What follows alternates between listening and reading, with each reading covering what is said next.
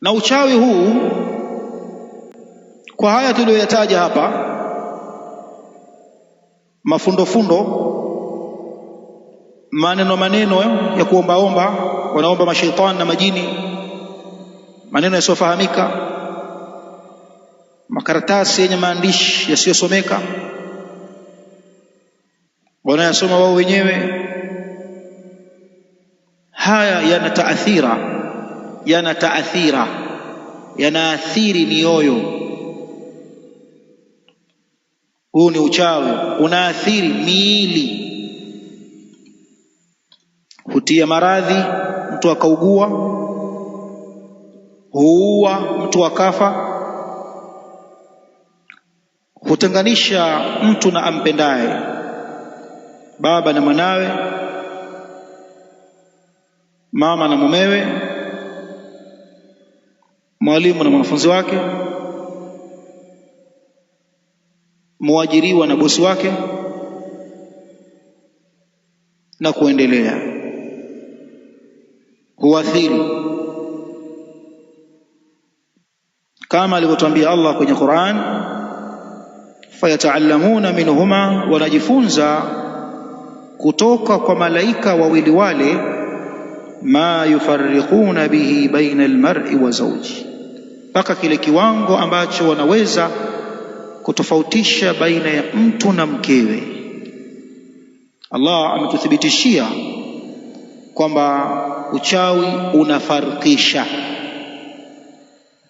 lakini haufarikishi ila kwa amri yake, lakini unafarikisha kwa amri yake. Bali upo uchawi unatia wazimu, mtu amekuwa mwenda wazimu,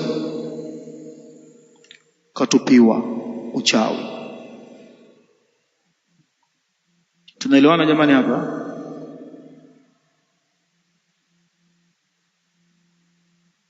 Na ndio maana katika miongoni mwa zile aya za suratul Alaq,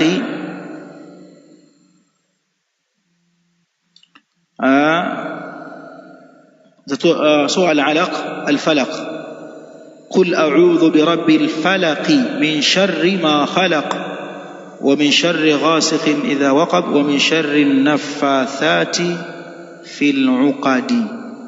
Ikathibitisha kwamba kumbe wako wachawi wanaopuliza katika mifundo. Ikaja hii aya, wa min sharri naffathati fil uqadi, na kwamba anajikinga kwa Allah kutokamana na shari za wachawi annaffathati, wanaopuliza fil uqadi, katika mifundo. Wanapuliza upulizaji wa kichawi,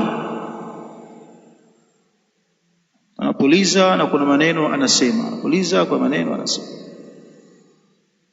Anaweza kukutaja jina lako fulani fulani kadha, huyu apatwe na hili, apatwe na hili, apatwe na hili, huku akiwa anaomba msaada mashaitani.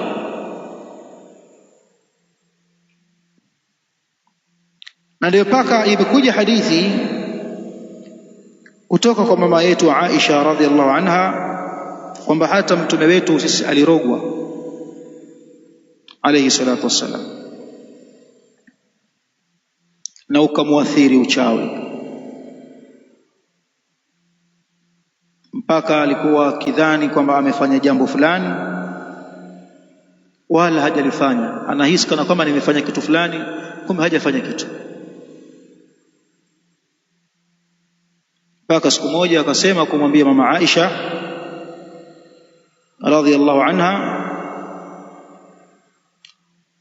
atani malakani, walinijia mimi malaika wawili, fajalasa ahaduhuma inda ra'si, mmoja wao akawa amekaa upande wa kichwa changu, wal akhar inda rijlayya, na mwingine amekaa usawa wa miguu yangu.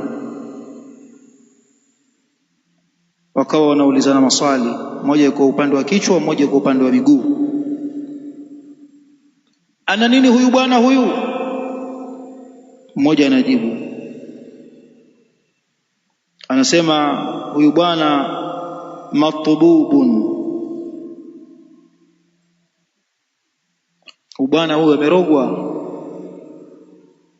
Anauliza tena, wa man tabbahu, ni nani amemroga huyu? Anajibu,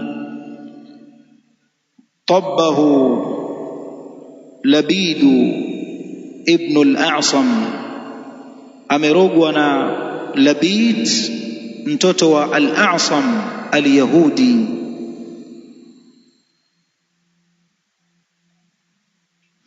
Amemrogea kwa kitu gani huyu? Malaika anajibu, fi mushtin wa mushatatin, kwa baadhi ya meno ya kitana alichokuwa akijitania, baadhi ya meno yake, na mabaki ya nywele zake na ndevu zake yaliyobakia kwenye kile kitana. Hivi viko wapi? Anataja viko ambavyo vimeingizwa kwenye kisima, fi bi'ri Dharwana, vile vimechanganywa na karara la mtende, mithili ya karara la mnazi, wamechanganya wamekwenda kutupa kwenye kisima. Ndipo akafanyiwa ruqya bwana Mtume sallallahu alaihi wasallam, na ndipo alipoteremshiwa hizi sura, qul a'udhu birabbil falaq na qul a'udhu birabbin nas, iwe ni kinga na ni ruqya kwake kwa matatizo.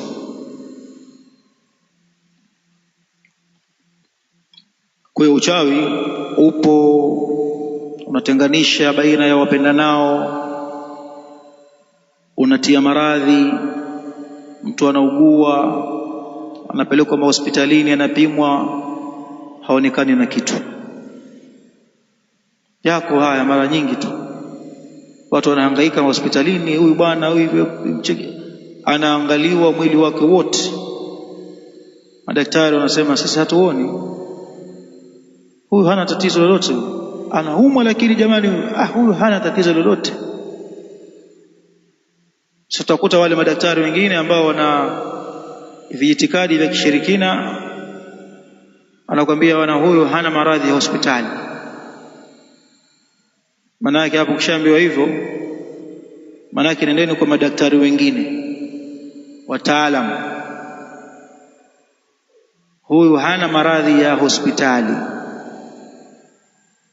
Kama kumtaka kumwangalia maradhi, nendeni mkapige ramli. Yaani kana kwamba anamwambia akapigeni ramli.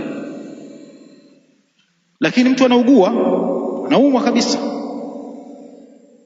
mtu mwenye imani na tauhid anawaambia msinipeleke kokote, yaani mimi siendi kwenye shirki. Mtu mwingine wanampeleka, yatokea bahati mbaya anafia kule kule kwa waganga wa kienyeji, akiwa ameridhia kwenda kupigwa ramli na kutazamiwa, anakufa na imani isiyokuwa ya Kiislamu. Hatari kabisa. Kwa hiyo uchawi unatia maradhi, uchawi unaua, uchawi unatoa akili. Mtu anakuwa kichaa na ukota makopo barabarani, kafanywa mambo ya kichawi. Wengine hutokea ni maradhi tu, kwamba Allah kawakadiria kuna mtihani fulani umepata wa kimaradhi, basi ameugua hivyo. Wengine vichaa ni vya kurithi pia, wana vichaa vya kurithi. Wale kwa ule ni uko vichaa wale, au kwa ule ni uko watu mwezi mchanga, ukifika mwezi mchanga basi wanaathirika. Hutokea hayo. Hiyo ni aina ya kwanza, ambayo hii inakuwa aina ya kuomba msaada kwa mashaitani katika hali ya kutaka kumdhuru mtu waliomkusudia kumdhuru. Na hili ili usaidiwe na mashaitani, na wewe pia mashaitani kuna mambo wanataka uyafanye kwao. Kuna mambo na mashaitani na wao wanataka wewe uyafanye kwao, uwafanyie. Yani nipe nikupe. ukitufanyia haya sisi tutakufanyia uyatakayo. Na yote hayo ni kutaka kukufisidia dini, ikafisidika. Unaweza kukwambia nenda Mzimuni, njoo Mzimuni tumwagie damu, tunataka mnyama mwenye miguu minne.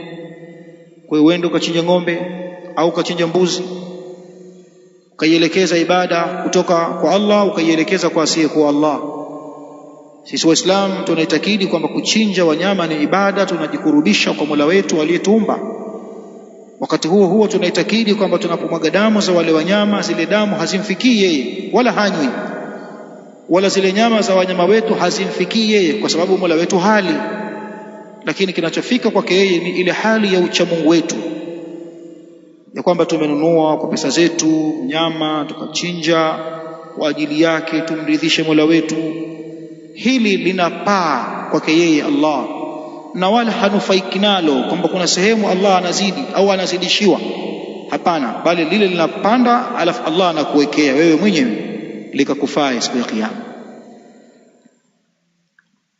Ndio maana anasema ilayhi yas'adu al-kalimu at-tayyibu wal 'amalu as-salihu yarfa'uhu.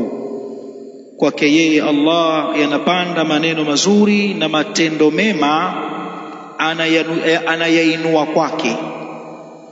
Wal 'amalu salihu yarfa'uhu, na matendo mema pia anayainua kwake yeye huko juu, anakuwekea ili aende akakulipe siku ya Kiyama. Mja wangu, ulitoa pesa yako sikukuu ya kuchinja ukanunua mbuzi, kipindi ambacho hila yako labda ulikuwa na mahitaji nayo mengine, lakini umelifanya hili kwa ajili ya kutaka radhi zangu, basi ingia peponi. Mja wangu, wewe ulikuwa umepata vijipesa, ukaona nimridhishe Mola wangu subhanahu wa ta'ala, ninunue mnyama nimchinje, nigawe nyama kwa maskini na kwa mafukara wafurahi, na hilo jambo limridhishe Mola wangu. Kwa hiyo wema wako huu tumekuwekea, huu hapa tumekuzidishia daraja la peponi kwa sababu ulifanya jambo hili jema. Kwa hiyo kuchinja kwetu sisi ni ibada. Sasa shetani anapokuambia nichinjie, au njoo na njiwa, njoo na kuku mwekundu, kuku mweupe, njoo sijui na mnyama mwenye miguu minne uje umchinje, tayari ni kana kwamba amekwambia badala ya wewe kumsujudia Allah, njoo nisujudie mimi. Kwa maana umeitoa ibada ya Allah kwa Allah, umeielekeza kwa asiye kuwa Allah. Ashakutoa kwenye Uislamu wako, ameshakutoa kwenye Uislamu wako, kwa maana umeshamtumikia shetani. Kwa hiyo wewe ukimtumikia shetani, na yeye anakutumikia, na yeye anakutumikia. Kwa bwana, mimi yule mzee fulani nataka jua lisichwe, yule mzee fulani jua lisichomoze, tupate taarifa ya kifo chake. Shetani na yeye anakwenda kutumikia. Kweli bwana, ukawa unatisha kijijini, unatisha wilayani, unatisha mkoani, kwamba mzee fulani akikutaka jua halichwi. Ni jinsi gani yeye anavyotaamaliana na mashaitani, na jinsi gani mashaitani wanavyotaamaliana na yeye. Nipe nikupe, fanya baya nikufanyie baya lako. Bali hutokea mashaitani wakiwataka watu hao, watu wao, marafiki zao, katika hali ya kuwatumikia, wanawaamrisha mpaka wachukue Qur'an, wainajis Qur'an. Kwa hiyo kila vile kufuru zako zinavyokuwa kubwa, ndivyo kila vile makarama yako ya kishetani yanavyokuwa makubwa. Wewe utakufa leo, shetani wake, majini yake anakwenda kumshughulikia wewe. Watu sasa, mzee fulani mchawi yule, kiboko, na unakwenda mpaka unatoka ile nuru ya kiimani,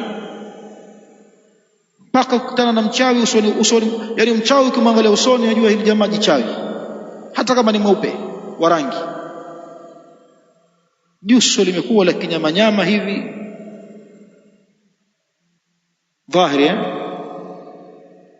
Hii ni aina ya kwanza. Aina ya pili, adwiyatun wa aqaqiru tuathiru ala badani almashuri, ni uchawi wa kutumia madawa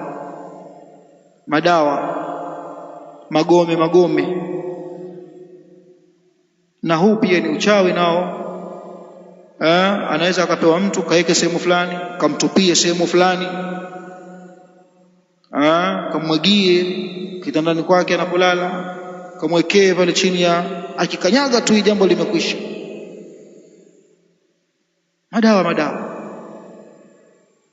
nayo huathiri katika mwili wa mtu aliyefanyiwa uchawi huo, na huathiri kadhalika akili yake, kama ambavyo huathiri matakwa yake. Kwa mtu matakwa yake, mfano anampenda fulani, basi tu yatokea ameanza kumchukia, ameathiriwa kwenye irada. Irada ni matakwa. Ndio wale wanarogana kwa makazini, bosi anampenda mtu fulani. Kwa nini apendwe yeye na bosi? Kwa nini akisema yeye tu bosi anakubali? Kwa nini sisi wao? Pia haya hufanyana wake wenza. Kwa nini awe yeye? Kitu kidogo yeye, akisema yeye jambo linafanywa kazi, asiposema yeye, wakisema wengine jambo halifanywi kazi. Ndio watu wanakwenda kugangani, kwamba mganga nimekuja ameona mimi ni mke na mke mwenzangu, naomba nifanye mambo. Yule mume yule amchukie yule mke mwenzangu, wala hataki hata kumuona. Yani zamu ikienda kwake basi iwe nitafurani kuanzia siku hiyo mpaka zamu inaisha. Akija kwangu yawe mambo ni mazuri, shwari, kombe kuelea. Mkokohoa tu anauliza, Fatuma unataka nini? Mume wangu alikuwa anakohoa tu. Najua unataka kunituma Fatuma. Limbwata hili ni aina za kichawi. Amelishwa limbwata. Limbwata ni uchawi. Inna ruqa wattamaima wattiwalata shirkun. Mtume anasema inna ruqa, hakika matabano ya kishirikina, wattamaima, na mahirizi, wattiwalata, na malimbwata, shirkun, yote ni ushirikina. Sisi tunaelewana jamani hapa?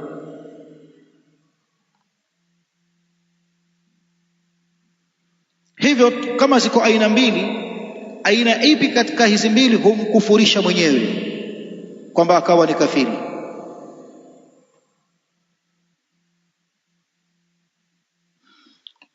Uchawi ambao ndani yake kuna kutaamaliana na mashaitani. Uchawi anaoufanya yule mchawi ambaye ana mashirikiano na mashetani, akawa anawaabudu mashetani hao, anajikurubisha kwao kwa lengo kwamba aweze kumdhuru mtu mwingine fulani. Aina hii ni shirkun akbar, shirki kubwa. Kwa maana anayeifanya hii anakuwa ni kafiri hata kama anaswali.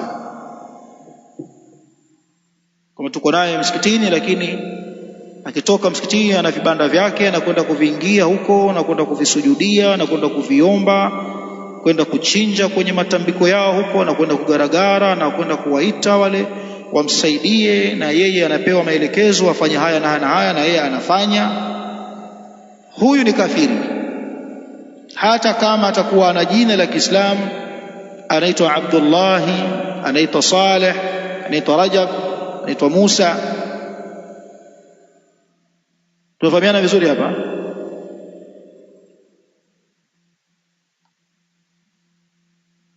Aina ya pili ni ule uchawi ambao haujafikia daraja hili, lakini kuna uadui ndani yake na ufasiki. Ni yule ambaye anatumia tu madawa, lakini hana miamala na mashetani. Tumia madawa, anachukua hiki, anafanya hiki, anaunganisha hapa, kutupa mahala fulani, amdhuru mtu. Hili halijafikia daraja la kwamba ni kafir, kwa kuwa hakuna ibada fulani ameifanya, kafanya uadui na ufasik, kudhuru watu na akili zao na mili yao. Hajataamaliana na mashetani, hajawachinjia, haendi mizimuni.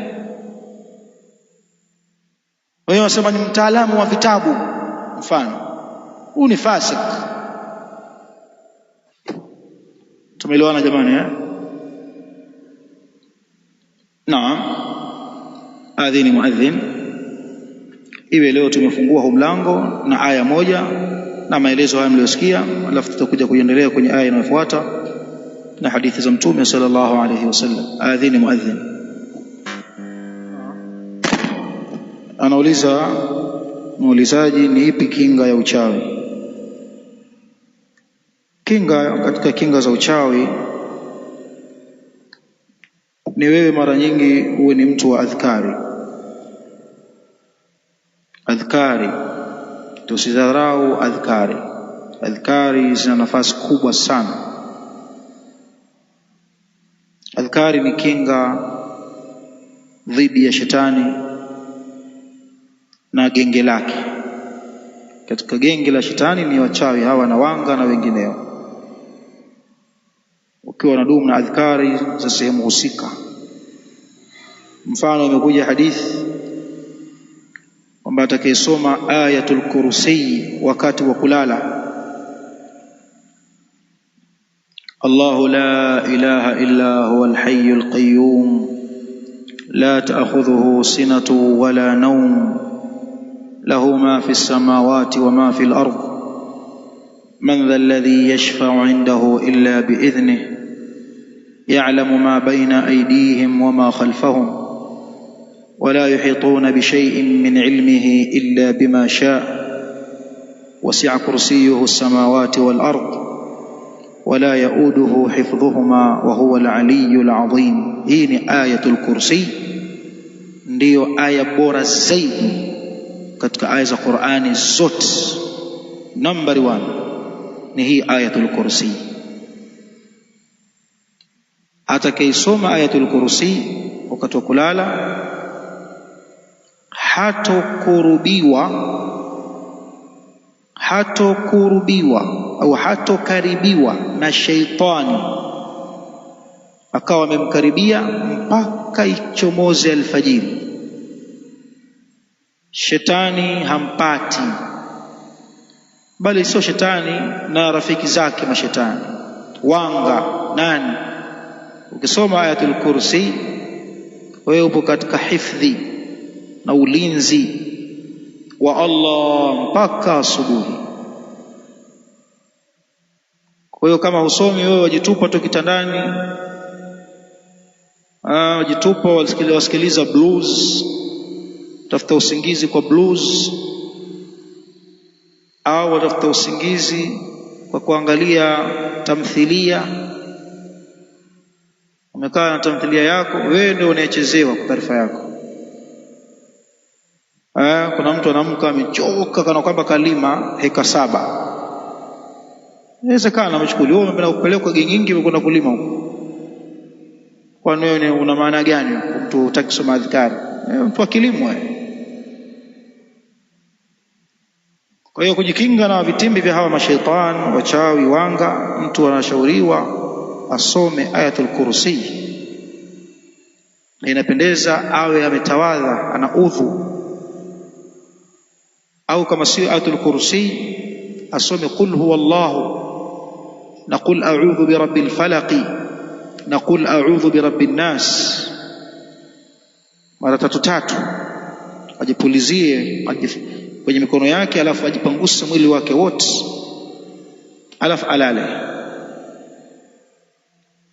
Hakudhuru shetani, hakuna mchawi atakayekudhuru.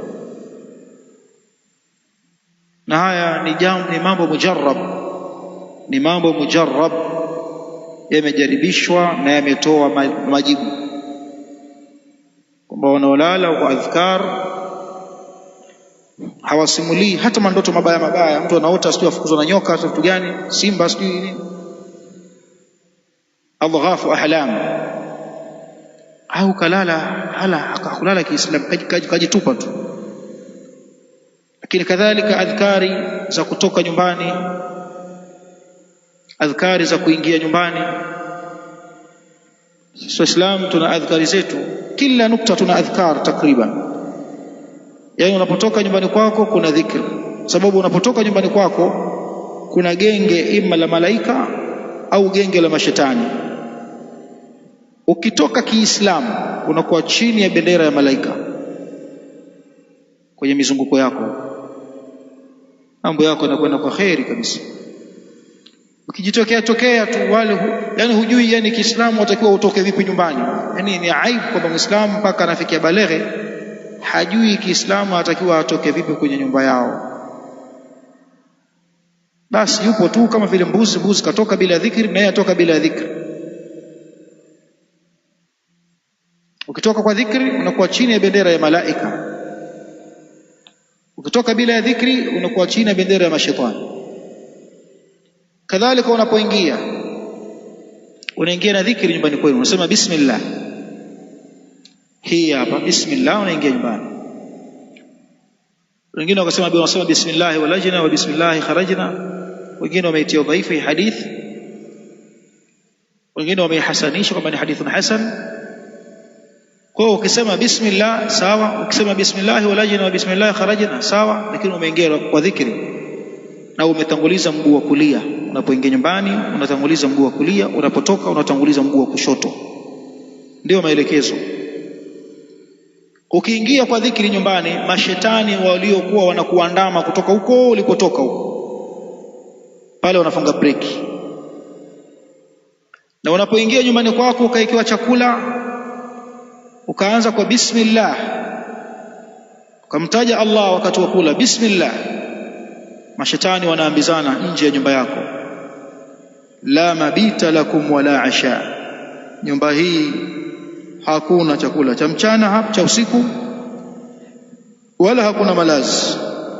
Yani nyumba hii si ya kulaliwa na sisi leo, nyumba hii si nyumba ya kula.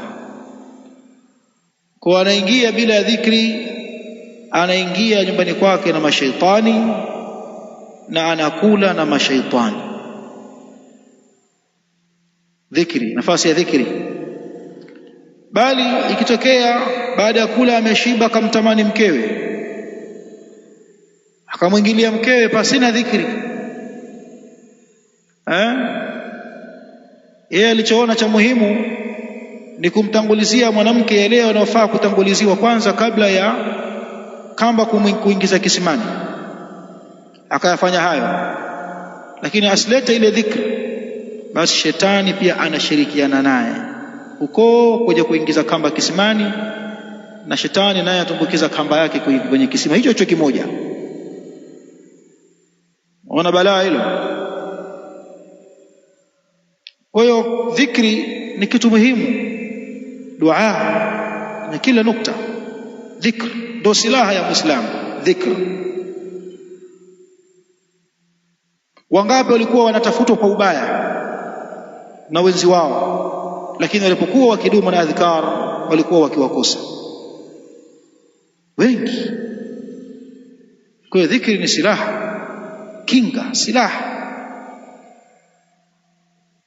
Soma kila baada ya sala qul huwa Allahu moja, rabbil falaq moja, rabbin nas moja, kinga adhimu kabisa kila baada ya sala. Na alhamdulillah ikajaliwa pia kwamba qul huwa Allahu ahad, qul a'udhu bi rabbil falaq, qul a'udhu bi rabbin nas ni katika adhkari za baada ya swala zote, mbali na subhanallah, alhamdulillah au Allahu akbar. Mbali na hizi sura pia ni dhikri za baada ya swala. Kwa hiyo zisome kwa ikhlasu hizi sura, ni kinga.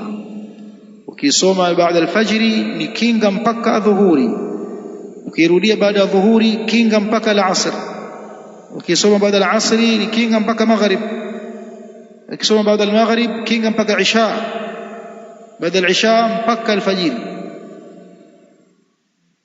Dhahiri Sababu ukisema qul a'udhu birabbil falaq, sura hii peke yake umemwomba Allah akukinge na venye shari vyote ulimwenguni, kwa ufupi wake hii sura. Lakini ukidadavua, na sisi tuliwahi kuitafsiri kwenye somo la tafsiri ya Qur'an, tuliyazungumzia haya masala, tuwezi kuyarudia yote, muda umepita. Lakini sura hii peke yake, qul a'udhu birabbil falaq min sharri ma khalaqa wa min sharri ghasiqin idha waqaba wa min sharri an-naffathati fil 'uqadi wa min sharri hasidin idha hasada. Hii sura hii na hizi aya ni kinga ya mabalaa ya kilimwengu yote yameingia kwenye hizi sura, kwenye hizi aya. Hakuna balaa wala mtihani ila umeingia kwenye hii moja katika hizi aya. Sasa wanamuomba Allah akukinge na mabalaa yote na mitihani yote. Lakini kwa yule ambaye anasoma hii sura na anajua anachokisema, si anayejisomea tu, anajua nini nasema hapa, maneno haya maana yake ni nini, akawa ana yaqini, akawa ana ikhlas, huyu ndiye anayekingwa. Kwa sababu huwezi kumuomba Allah akukinge kupitia maneno ambayo hujui waomba nini,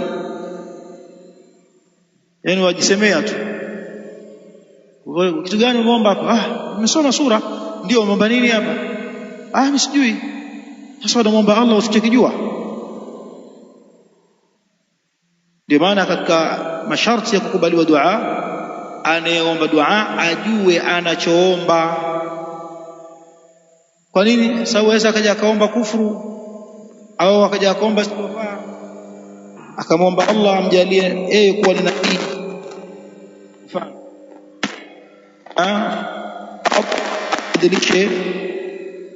ambadilishe jinsia kutoka kuwa mwanamume, amwomba Allah amjalie awe mtoto wa kike. Kwa nini? Hajui anachokisema, haisemea tu, kumbe kaomba badilishwe jinsia. Wallahu a'lam. Tushekeni hapo, insha Allah tutakuja kuendelea kesho. Wabillahi tawfiq, walhamdulillahi rabbil alamin.